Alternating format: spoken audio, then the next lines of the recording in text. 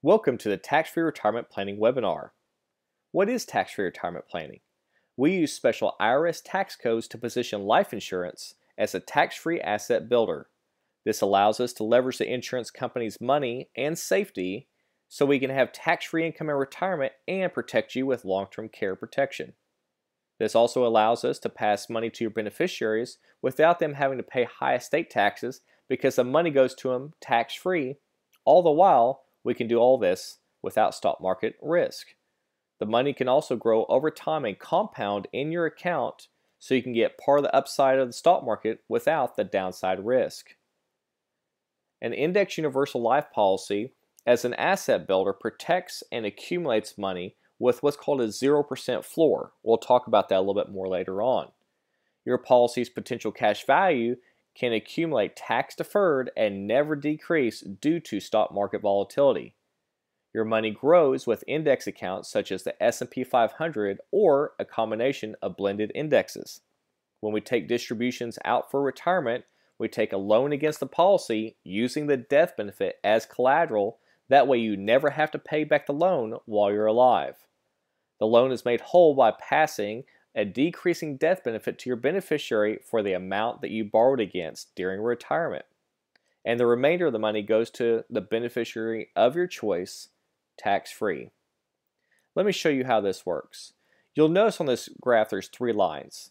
The red line is the S&P 500. As you can see, it's very volatile. The market goes up 20-30% sometimes, it goes down 20 or 30% sometimes, and ultimately at the end of the day you don't really know how it's going to affect your retirement, especially if your timing's wrong, such as you retired in 2001, 2002, or 2008 or 2011. That could really affect your retirement because you think that you have a higher dollar amount than you really do, and most people are in this situation, and really they don't even realize it, mostly because America's wealth is held in 401ks. So your retirement account with your 401k is usually at stock market risk, which means that when the stock market drops, and if you decide to retire at the wrong time, then you could have a lot less money than previously anticipated. There are other options, which is the blue line, as you can see on here. The blue line is comparable to putting money in the bank, and if you put the money in the bank, that's great. You can get a little bit of money on it, meaning interest. However, that money typically does not keep up with inflation because of the lower interest rates that are paid. So the question is, how do you get stock market-like returns but the protection of a bank? Well, that's where the green line comes into. So the green line is an index account, specifically the index account that we're mirroring as the S&P 500. So let's talk a little bit more about how this works. As you can see, in 1998, we put the money in the stock market just like we did with the other two accounts. And the first year, the account went up to $115,090. Now you'll notice if you had your money directly in the S&P and not through a index strategy as we use, you would have had a little bit more money at $120,909. The second year, you would have still made $125,080 in our account, but you would have made more in the S&P 500, again, if you invested directly in the index at $136,937.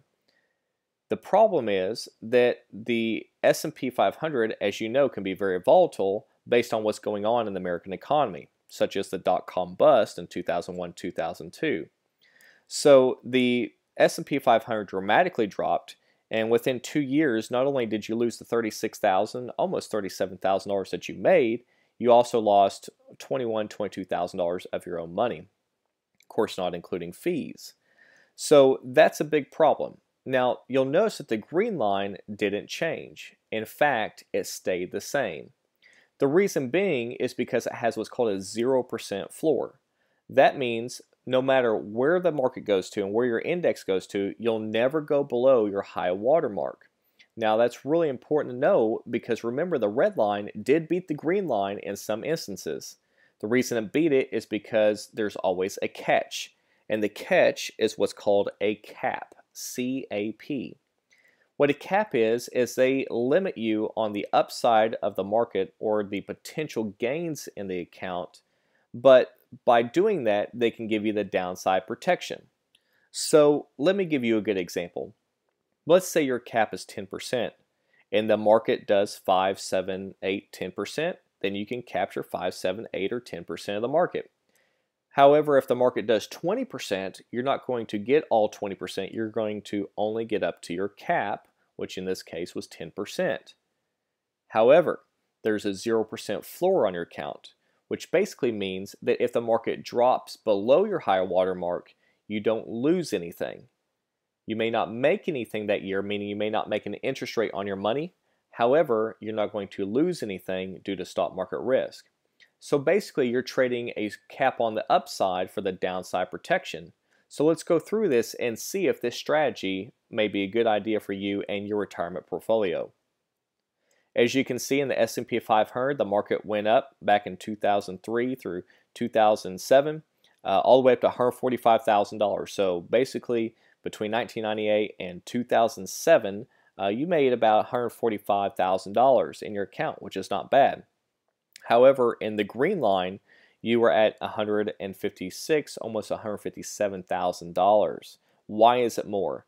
The reason it's more is even though you have a cap on your account, again, you never participate in the downside of the market. So for example, in 2001, you leveled off at $125,080. When the market went back up, you were able to earn interest on that higher watermark. However, the person in the S&P 500 back in 2001 was all the way down to $99,000, and when the market again went down, they lost money, but when the market went up, they were starting at a lower dollar amount because they went below their high watermark, plus they even lost some of their principal. So it's really interesting to think about this, that if in 2002, would you rather earn interest on $78,000 or that's uncapped, or would you rather earn interest on $125,000 that has a cap on it? And as you can see by the graph, the green line is beating the red line because of this. So let's look at another year. In 2008, 2009, all the way through 2011, there were several things that was happening there with the real estate and terrorism going on. And so during that time, you can see that the green line flattened out just like it's supposed to. And of course, the hardtack line, or the red line, continued to be extremely volatile. Let's fast forward to 2016. The green line is at $223,837. The red line is at $206,700. And if you had put your money in the bank at a very conservative interest rate, you would have been at close to $170,000. So the red line is not necessarily better or worse than the green line. It just depends on what your retirement objectives are.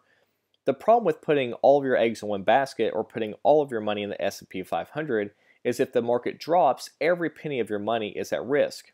There's nothing wrong with investing in the market, but you should have a portion of your money safe to where you never have to worry about losing it due to stock market risk. That's what the green line does, and that's what we do for you. So the way that we do this is through life insurance. Now, the reason that we use an index strategy through life insurance is because not only can we give you the cap and the floor that we just discussed, but also in retirement you can take the money out tax-free through loans. And I'll show you that here in a second. Let's talk about taxes and how that would affect your account when you're ready to retire, and then we'll get into a little bit more about how to save for this type of account. So let me ask you a question. Do you feel that taxes are going up or down? Typically the answer that I hear is taxes are going up. And you may be saying, well, why would they go up? Well, first of all, we're trillions of dollars in debt. There's more and more free government programs coming out all the time, which taxpayers pay for. Technically, we're at a historically low tax rate, as you can see by the graph to the right. And Social Security and Medicare are flat broke. In addition to that, we have wars that are going on, and potential wars that are going on. And so that costs the government a ton of money, as you know, to be able to operate those. So let's talk a little bit about the siphons that are in the government's pocket, so to speak, meaning that when your tax dollars go in the bucket, the money is spent in a bunch of different ways, and these are some of the main ones to where the government is basically bleeding money out of. And the first one is Social Security. As we know, Social Security was not designed for people that are living as long as they are today, and because people are living longer, the Social Security pension is failing. Government pensions. Every government employee has a pension, and when they retire, that's continued to pay out. And again, because people are living longer, that has tremendously been affected in a negative way. National debt, we just discussed that, about trillions of dollars. How about bailouts? That's another big one. Medicare, Medicaid, and even infrastructure. A lot of our infrastructure around the country is crumbling, and we have to replace that to keep our roads and buildings safe. So here's an example of Medicare spending, and these numbers are in billions with a B. So in 2010, $446 billion was the net Medicare spending, which is obviously a tremendous amount. But as you can see to the right of the graph, as we go toward 2024, that amount of spending is going way up. In fact, in 2024, it almost doubles at $866 billion. So the reason it's going up is, again, because people are living longer and a couple other reasons, but that's the main one.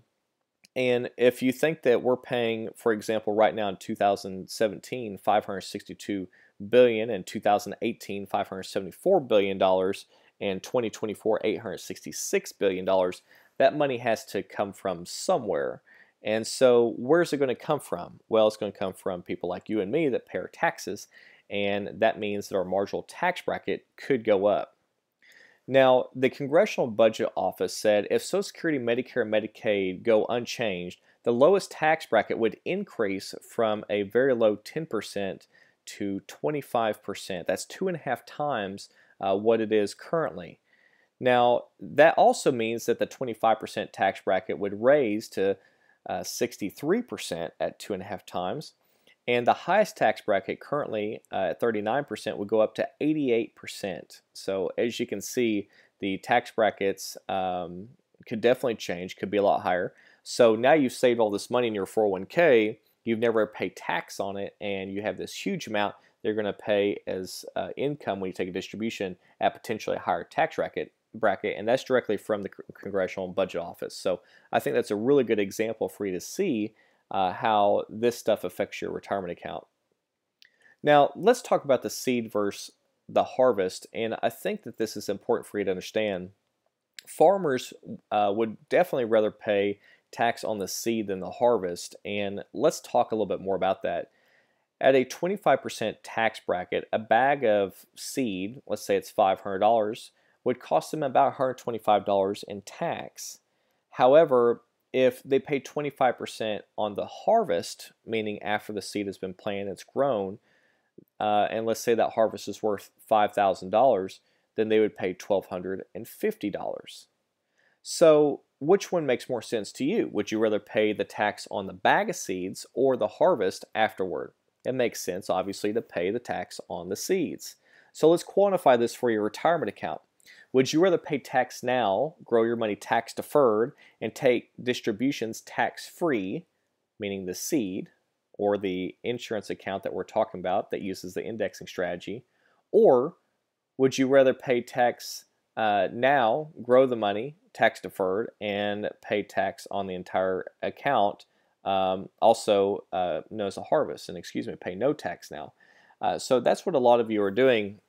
Is in your 401k, you're not paying any tax now, you're deferring that. You may get a tax deduction obviously for that, but you have this huge tax bomb that's sneaking up on you in retirement that you may be sitting there, that makes a lot of sense. If I had to pay a very high tax on, potentially hundreds of thousands or even millions of dollars in my retirement, who wins in that scenario? Is it me or the government? And I think that answer is pretty obvious.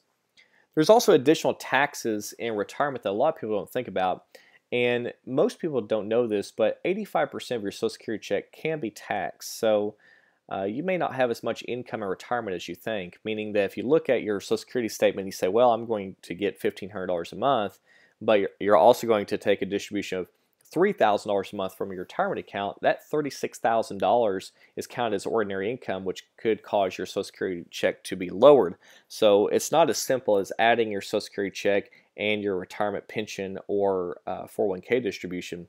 So that's something you definitely need to consider. Now, something to really think about is the accounts that we set up for you do not affect your Social Security check, because the way that we take the money out as a loan, and I'll talk to you about that in a second, and we don't take it as a distribution, and that makes a huge deal. So essentially, in addition to the being tax-free through loans, also it won't affect your Social Security check, which is probably something that you haven't thought about. Now, RMDs. What is a RMD? It's a required minimum distribution. And a required minimum distribution has to be taken out at age 70 and a half. Now, what we hear from a lot of our clients is, well, I've got a IRA with $100,000 in there. I don't want to take out that money. It's for just in case, or I'm really trying to leave this to my kids or grandkids for college or whatever it may be, and I don't want to take it out. Well, unfortunately, that doesn't matter, because this is a forced taxation by the government. You see, you've saved money over the years in your retirement accounts, such as a 401k, IRA, 403b, 457, whatever it may be. And that money, when you put a contribution into it, essentially you got a tax deduction for that.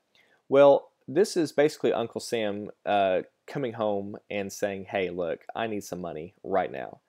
And the reason that he's doing that is because you haven't paid tax on it. So by you not paying tax on it, he wants his money. So that means that at 70 and a half, if you haven't taken a distribution of that account, they're going to force you to take a distribution called an RMD to pay that tax. So the types of accounts that we set up with the indexing strategy that we've described does not have an RMD attached to it, and you'll never have to worry about that. Now, what is a positive arbitrage? I keep talking about a loan, and you may be saying, Jay, what are you talking about? Instead of taking a distribution out of the cash value of your life insurance, we loan against it. And by taking a loan against it, it's not taxed, so you can't tax a loan. It's kind of like going and buying a car, and the car is taxed, but the loan that you got for the car is not taxed. Same concept. Well, that loan has an interest rate attached to it. So let me give you an example. Let's say that your loan percentage, it's usually based off what's called the Moody's Bond Index, but let's say it's 5%. Well, if your loan is 5% and you made 5% that year due to index strategies that we implement with you, and you made a little bit of money, then that particular loan on that portion of the money would be what's called a wash loan, which essentially means you paid zero tax. And also, not only did you pay zero tax, you also paid 0% interest on the loan. Now, you're also not really paying the tax yourself on the loan, because your death benefit acts as the collateral for this loan. And that also means that when you pass away, whatever you borrowed plus the interest will be taken from the death benefit to pay your beneficiaries, which essentially means that it doesn't really ever come out of your pocket until you're gone. Now, let's just say, for example, that you made 10% that year in the market and you borrowed at 5%, then that means that you made a positive arbitrage, or you made money on a loan at 5%. So it's really interesting. You're basically becoming your own bank, and this is a great concept. And once you can understand how to leverage your money with compounded interest inside of an account like this, and have positive arbitrage on money that you're borrowing against yourself, this becomes a very powerful concept for a lot of people. Now, what about long-term care? I think this is worth talking about, because a lot of people are really worried about having to spend time in assisted living, or having their family come over to take care of them, because people are living longer. By people living longer, that also means that they're needing long-term care later on in their life. And so these types of plans have what's called an accelerated long-term care benefit rider, which basically means if you meet 2 of the ADLs, or activities of daily living, like bathing, dressing, toileting, transferring, stuff like that, then essentially you can exercise the policy to pull out money out of the death benefit for long-term care. And so again, you're leveraging the insurance company's money instead of yours. Now, typically there's a period that you have to wait, like 90 days, but I will tell you that this is way cheaper using a life insurance policy with a long-term care rider on it than having a traditional long-term care policy. Way cheaper. And so you're really knocking out two birds with one stone in this instance. You're not only able to save for retirement and take that money out tax-free, but also if you need money due to long-term care expenses, you can leverage the insurance company's money and stay yours and not have to pay an additional fee for a long-term care policy. Now, before we look at the numbers, let's discuss how much you may want to contribute to your account. You can start as little as $100 a month. I'll tell you that most of our clients are saving between $300 to $1,000 a month. We actually have a lot of clients that are contributing $30,000, $40,000, $50,000, $100,000 a year as well. It just kind of depends on your budget and where you are in your life. But one thing you need to start thinking about is how much do you want to save, and we can actually run the money that you want to save in the numbers backwards and say, okay, if you want to save $300 a month, here's how much income you'll have in retirement. Now, I'll show you that in a second. One way to find additional money that you may not be thinking about is in your 401k.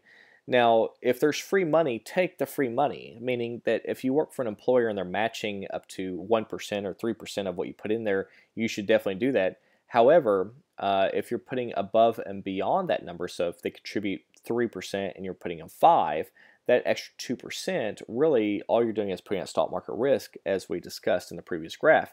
So one thing that you may consider is taking the extra 2%, putting it into your index universal life policy and letting that money work for you with long-term care, with tax-free income, passing that money tax-free to your beneficiaries, and all these great things that we're talking about. Now, here's some examples of the numbers. Let's start with somebody young at age 30. You have a weekly savings and a monthly savings on the left, and so let's just discuss if somebody put in $400 a month, for example, into this plan, that would give them a death benefit of $524,000. Now, you may be saying, wow, that's not very much death benefit for a $400 a month premium at 30 years old, and it's not, and there's a reason behind that. You see, the way that we design these life insurance policies is not about the death benefit. It has to have a death benefit to be considered a life insurance policy, obviously, but we are really not concerned with getting you a high dollar amount of life insurance. The reason being is because the more life insurance you have, the higher the fees inside the policy. So what we do is we give you the least amount death benefit possible with the most amount a cash value. What that means is that you have lower fees and more money is going into the cash value or into the bank account, so to speak, that you can borrow against for retirement. Now, there's also something called the loan to value, which is typically about 90% of the cash value that you have in there that you can take as a loan, meaning that if you had $524,000 as a death benefit, you'd have $471,000 as a loan to value, assuming that you had that much in there due to index returns. Now, look to the far right, and I want you to see that between ages 30 and 70, this particular person had saved $192,000 in their account, and their cash value at age 70 is $750,000. Now, that's not a bad return at all, and the reason being is because of the compound interest that's growing inside the account. It's growing tax deferred, and with the loan, again, you can take it out tax free. Now, his income or her income at age 71 would be $70,000 per year.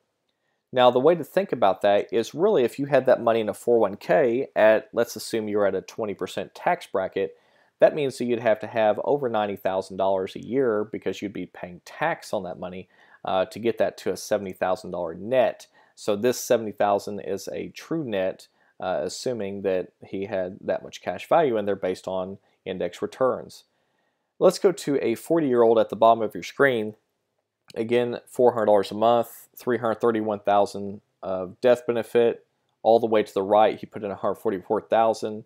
His projected cash value is $342,000, and his income is $31,000. Now, there's a really good chance that your numbers could be a lot different than this, and possibly in a better way.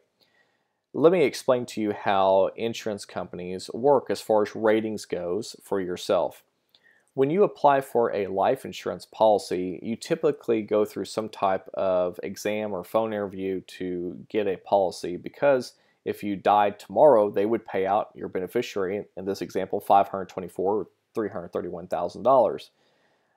So the reason that that's important to really understand is when they talk to you and they do an exam or whatever it is on you, at that time they're going to give you a rating. Now that rating is basically based on your health. So if you have bad health, then your rating could be higher. If you have good health, then your rating could be lower. We talked earlier about the policy fees, meaning that if you had bad health, then your policy fees would be higher because you would have a higher rating. So if you were healthier, then your policy fees would be lower because you have a better rating. And overall, if you're younger and healthier, this particular program is going to work better for you because of the fees inside the policy. Now, a 40-year-old may have quite a bit more money than this. I put this at a standard rate to show you kind of worst case scenario for most of our clients. If you get a preferred rate, then your numbers will look much better than this, but I'd rather plan for the worst and hope for the best, so to speak. And at the end of this webinar, we're going to give you the opportunity to get a free book for some education, and then also you're going to get the opportunity to set an appointment with us, and we'll actually run your custom numbers based on your situation. And I think that's going to be very eye-opening for you, because you can get your true number based on what it is that you want to save per month and your age and your health. Let's talk about if you're a little bit older. Now, this really works for people under 55. The reason being is because over 55, your cost of insurance is so high that it's hard to really make sense unless you're putting away a lot of money. So if you're putting away a lot of money and we can compound this money very quickly, then it makes a lot of sense. But if you're 55 and you're wanting to put away a couple $100 a month, it really doesn't turn as well as it should. So I pulled here a 49-year-old, for example. Again, let's go with the $400 a month. You can see here they put in $100,000 and they had a cash value of $140,000, but it gave them an extra income of $12,000 a year, tax-free, which is a nice supplementary type income to what they already have with Social Security and their 401k retirement accounts. Now, let's review what we talked about. First of all, this plan has protection against stock market crashes, which is a huge deal. A lot of you probably know family members or maybe yourself who went through that in 2008, 2009, for example, and lost a ton of money. We all know what goes up must come down. And so no matter where the stock market is, if you have your money in this type of account, you'll never have to worry about that again. Now, you also have potential for double-digit growth in good years. So we talked about the cap, and so your cap could vary. It kind of depends on the year. I've seen them as high as 15, 20%. It just really depends on when you get this type of plan and the index and the company and all that stuff. But the good thing is that we carry a bunch of different companies that do this. So we're always shopping to see who has the lowest cost of insurance, who's going to give you the most interest rate, the highest caps, all that stuff. And so we'll take care of that for you. I don't want you to worry too much about that. Now, the cash flow potentially could last a lifetime, right? So if you take this income out, we can design this to have you basically a tax-free pension check come to you every year for the rest of your life. This is tax advantage growth because remember, even though the money's growing tax deferred, we're not taking out a distribution, we're taking a loan, which makes it tax-free. Also, the death benefit is passed tax-free to your beneficiaries. Now, this is really critical because if you pass away with a 401k, that money goes to them as what's called a inherited IRA. So it has to be converted to an individual retirement account, and it's what's called inherited.